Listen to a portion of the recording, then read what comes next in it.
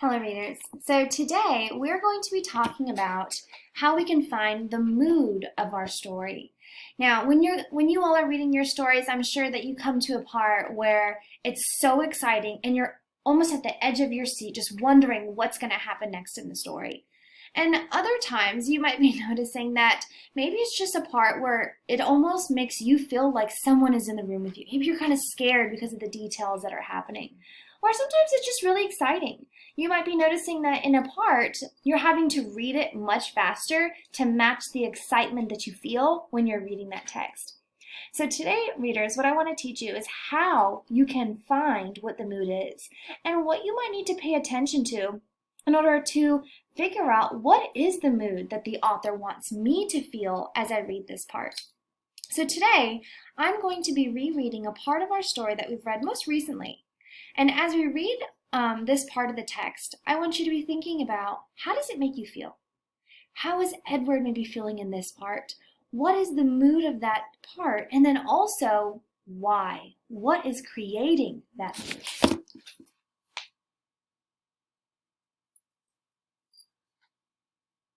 The old woman found a use for him. She hung him from a pole in her vegetable garden. She nailed his velvet ears to the wooden pole and spread his arms out as if he were flying and attached his paws to the pole by wrapping pieces of wire around them. In addition to Edward, pie tins hung from the pole. They clinked and clanked and shone in the morning sun. Now, right now, are you guys envisioning that? Right, the noise of those pans kind of hitting together, the sound that they're making. Ain't a doubt in my mind that you could scare them off, the old lady said. Scare who off? Edward wondered. Birds, he soon discovered. Crows. They came flying at him, cawing and screeching, wheeling over his head, diving at his ears. Go on, Clyde, said the woman. She clapped her hands. You got to act ferocious. Clyde? Edward felt a weariness so intense wash over him that he thought he might actually be able to sigh aloud. Would the world never tire of calling him by the wrong name? The old woman clapped her hands again. Get to work, Clyde, she said. Scare them birds off. And then she walked away from him, out of the garden, and towards her small house. The birds were insistent. They flew around his head. They tugged at the loose threads in his sweater. One large crow in particular would not leave the rabbit alone.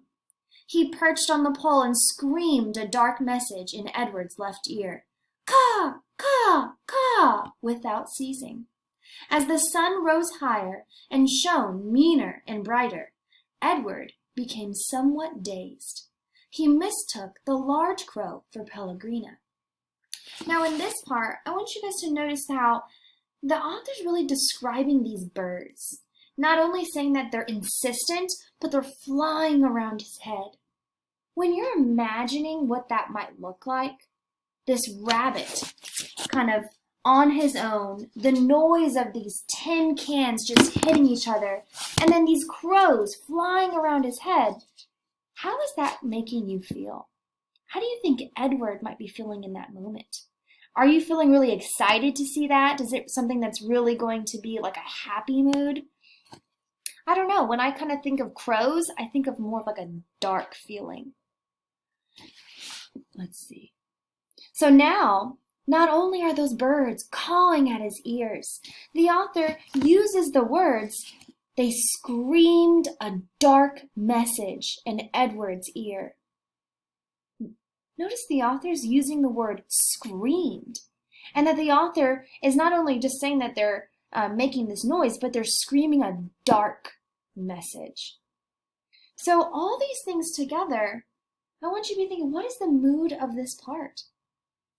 Now, I'm going to reread how the author is also describing the weather. Remember, we talked about weather is also a really important thing to pay attention to when we're thinking about mood. How does the author describe the mood using this weather detail? As the sun rose higher and shone meaner and brighter, Edward became somewhat dazed. So imagine that Edward is out in this really hot heat. And the author, Kate DeCameo, uses the words that the sun shone meaner and brighter. So putting all those things together, thinking about how the author is using those setting details to describe not only what's happening, but also using those words to show us how we might want to be feeling. Those words like meaner, or how they're describing that dark message. So readers, I'm going to show you a few examples of what we could see would be some words to describe the mood. So we have words like cheerful, tense, terror, melancholy, dreary, violent, humorous, dark, apprehensive, romantic, mysterious, exciting, peaceful, scary, ominous, lonely, calm, cold, lighthearted, suspenseful, anxious, sad, angry, or peaceful. Oh, I already had peaceful on there earlier. I'll take that out.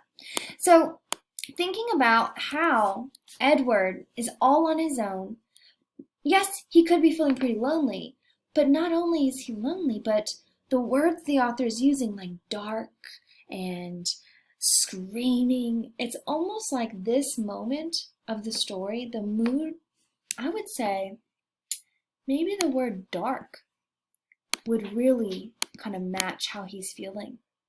Or maybe another word that we could say in this part, we could say a little bit lonely, right? Because not only is Edward feeling lonely, but he's almost getting to the point where he's just losing hope.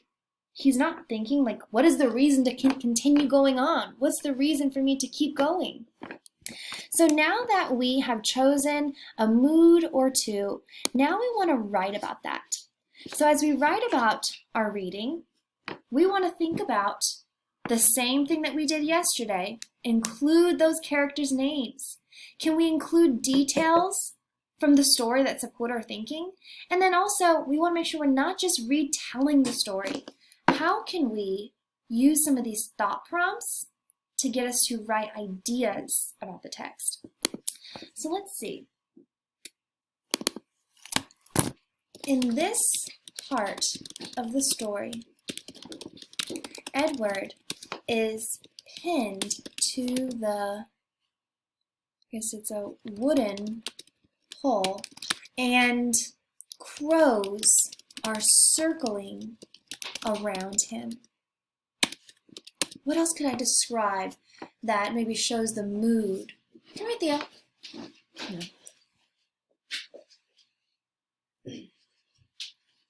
This little buddy doesn't want to be quiet today. So think about what other words kind of describe the mood. They were screaming at him. We also know that the sun was shining meaner and brighter. So let's see. The crows were circling around him. Let me see. They screamed their cause, and the sun shone meaner and brighter on Edward. He was beginning to give up hope. Now looking here, we can think about, I have kind of retold some of those parts, but I want to make sure that I'm including my thinking. So I'm going to use the sentence starter. This makes me think.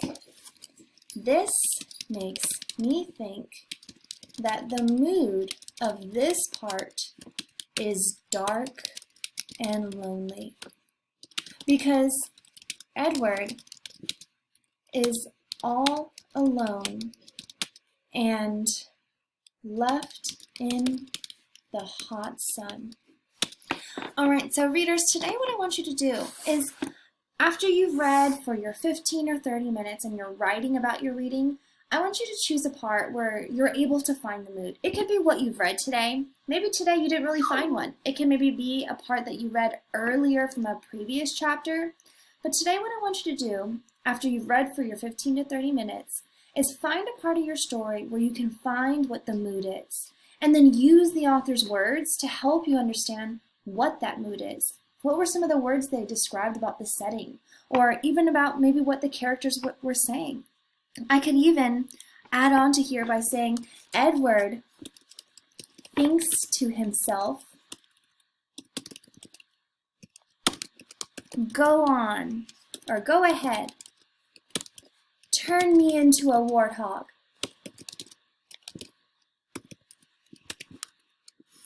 So sometimes even noticing the character's words or their thinking in that part can also be another way that readers can figure out the mood.